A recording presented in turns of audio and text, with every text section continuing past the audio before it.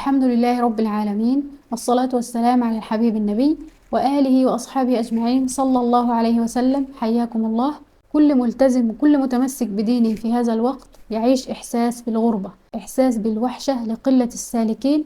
تجد نفسك غريبا في اعتقادك لفساد معتقداتهم، تجدك غريبا في تمسكك بالسنة لتمسكهم بالبدع، تجدك غريبا في زيك في مظهرك ببشاعة طلتهم. لكن لا بأس، فالجنة هي الملتقى وهي المبتغى، وديننا هو الغذاء للروح وهو الروح للجسد.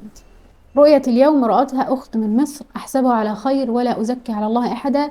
فعلا من أكثر الشخصيات اللي تعاملت معها ولمست فيها الصدق والنقاء وصفاء القلب. كثيرا ما قصت علي رؤى، كانت هذه رؤية اليوم هي الرؤية الوحيدة اللي قالت أنا مترددة أن أحكي هذه الرؤية، لأنها تظن أنها ليست رؤية أو أنها حديث نفس أو من الشيطان، ولا تعلم أنها رؤية عامة، وهي من أصدق الرؤى العامة التي سمعتها في هذه الأيام.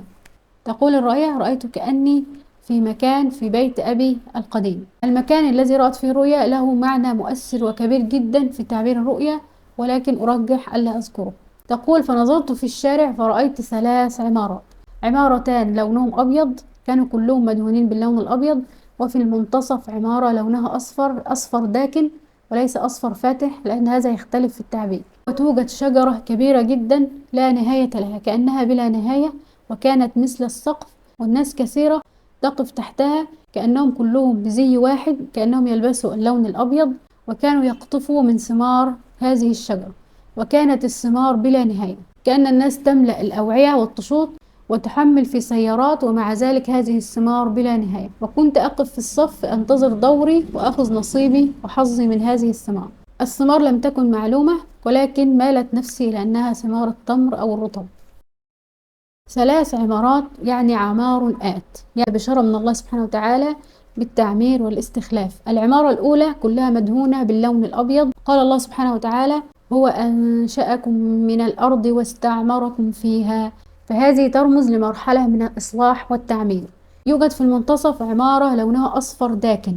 بعد مرحلة الإصلاح والتعمير تأتي مرحلة الحصاد. اللون الأصفر الداكن هو لون النبات عندما يحين وقت حصاده، كما قال الله سبحانه وتعالى: ثم يهيج فتراه مصفرا، يعني وقت الحصاد. ثم عمارة أخرى بيضاء، مرحلة ثانية للإصلاح والتعمير. شجرة كبيرة بلا نهاية كأنها لم ترى لها نهاية، وكانت الناس تقف تحتها مثل السقف، يعني تظل الناس. هذه الشجرة التي لا نهاية لها ترمز للدين الإسلامي، الدين الإسلامي الذي يبقيه الله سبحانه وتعالى إلى يوم القيامة، والذي يجعله الله سبحانه وتعالى بإذنه يبلغ إلى ما لا نهاية، كما قال النبي صلى الله عليه وسلم: لا يبلغن هذا الأمر، يعني هذا الدين، ما بلغ الليل والنهار، ولا يترك الله بيت مدر ولا وبر إلا أدخله هذا الدين بعز عزيز أو بذل ذليل. عزا يعز الله به الإسلام، وذلا يذل به الكفر. هذه الثمار التي لا نهاية لها هي ثمار هذا الدين. عندما يشاء الله سبحانه وتعالى التمكين لهذا الدين ويكون الناس تحت ظله وتحت رايته، سينعمون بالعدل والرخاء والرفاهية، الثمار التي لا تنتهي، ووصف لا يتطابق مع حال الحياة الدنيا، لأن كل شيء في هذه الحياة له نهاية، وإنما هو من أساليب ضرب المثل للتشبيه، وكأنه يشبه شجرة طوبى في الجنة، كما قال النبي صلى الله عليه وسلم: بدأ الدين غريبا وسيعود غريبا، فطوبى للغرباء. وطوبى هي شجرة في الجنة يسير الراكب في ظلها 100 عام لا يقطعها. كما قلت، هذا الوصف لا يتطابق مع حال الحياة الدنيا، وإنما هو أسلوب للتشبيه على هذا النعيم وهذا الرخاء كأنه من نعيم الجنة. معنى آخر صحيح ودقيق لمعنى أن هذه الثمار لا تنتهي، أي أن هذا العطاء وهذا الخير يكون من الله سبحانه وتعالى، لا دخل للبشر فيه إلا بما شاء الله، لأن العطاء الوحيد الذي ليس له حدود وليس له نهاية هو عطاء الله سبحانه وتعالى، كما قال الله: وما كان عطاء ربك محظورا.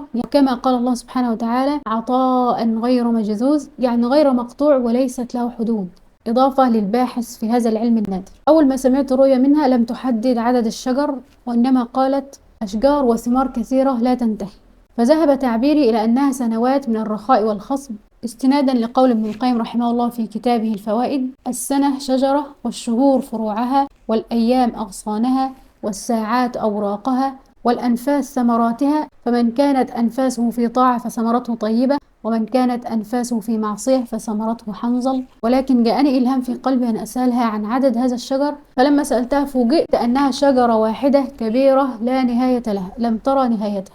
وهنا اختلف مسار التعبير تماما.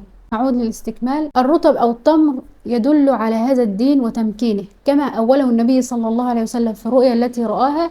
قال النبي صلى الله عليه وسلم: رأيت الليلة كأننا في دار عقبة بن رافع، أوتينا برطب من رطب بن طاب، فأولتها أن الرفعة لنا في الدنيا والعاقبة لنا في الآخرة، وأن ديننا قد طاب. في هذه الرؤيا أول النبي صلى الله عليه وسلم الرطب أو التمر بالدين، وأنه قد طاب يعني تمكن وثبتت قواعده. كأن الناس كلهم يلبسوا ثياب موحدة، ثياب واحدة باللون الأبيض. هذه بشارة بأن الله سبحانه وتعالى يجمع الناس كلها على كلمة واحدة، وأن يوحد صفهم.